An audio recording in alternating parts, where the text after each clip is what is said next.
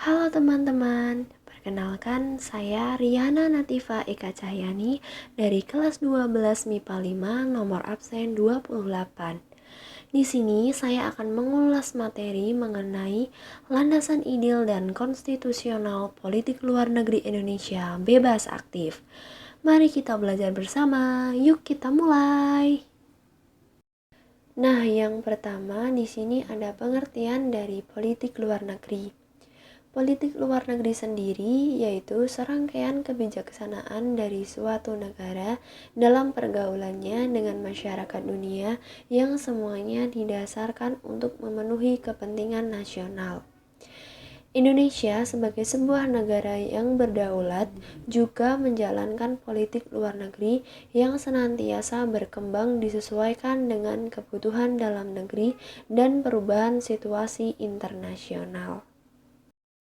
Secara resmi, politik luar negeri Indonesia baru mendapatkan bentuknya pada saat Muhammad Hatta memberikan keterangannya kepada BPKNIP atau Badan Pekerja Komite Nasional Indonesia Pusat mengenai kedudukan politik Indonesia pada bulan September tahun 1948. Kemudian, landasan ideal dalam pelaksanaan politik luar negeri Indonesia adalah Pancasila. Nilai-nilai yang terkandung dalam Pancasila dijadikan sebagai pedoman dan pijakan dalam melaksanakan politik luar negeri Indonesia. Kelima sila yang termuat dalam Pancasila berisi pedoman dasar bagi pelaksanaan kehidupan berbangsa dan bernegara yang ideal dan mencakup seluruh sendi kehidupan manusia. Selanjutnya, landasan konstitusional dalam pelaksanaan politik luar negeri Indonesia adalah pembukaan Undang-Undang Dasar tahun 1945 alinea pertama dan alinea keempat. Kemudian, tujuan politik luar negeri bebas aktif adalah untuk mengabdi kepada tujuan nasional bangsa Indonesia yang tercantum dalam pembukaan Undang-Undang Dasar tahun 1945 alinea keempat. Selanjutnya ada landasan operasional politik luar negeri Indonesia yang senantiasa berubah sesuai dengan kepentingan nasional. Antara lain 1. Sejak awal kemerdekaan hingga masa Orde Lama.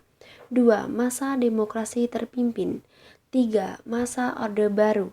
Dan 4. Pemerintahan Susilo Bambang Yudhoyono. Yuk mari kita ulas satu persatu. Nah, yang pertama adalah sejak awal kemerdekaan hingga masa Orde Lama. Landasan operasional dari politik luar negeri Indonesia yang bebas aktif sebagian besar dinyatakan melalui maklumat dan pidato-pidato Presiden Soekarno.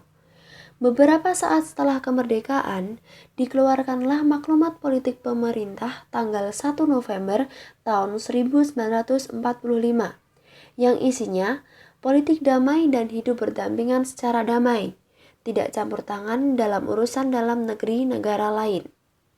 Yang kedua yaitu pada masa demokrasi terpimpin dari tahun 1959 sampai 1965.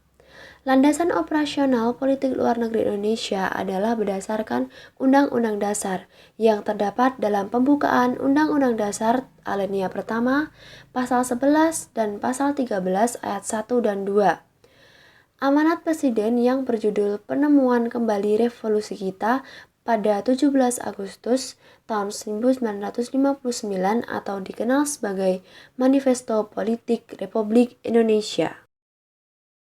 Selanjutnya, yang ketiga adalah pada masa Orde Baru. Landasan operasional politik luar negeri Indonesia semakin dipertegas dengan beberapa peraturan formal, seperti ketetapan MPRS. Perubahan ini menandakan bahwa Indonesia sudah mulai mengikuti dinamika politik internasional yang berkembang pada saat itu. Kemudian yang terakhir yaitu pada masa pemerintahan Susilo Bambang Yudhoyono.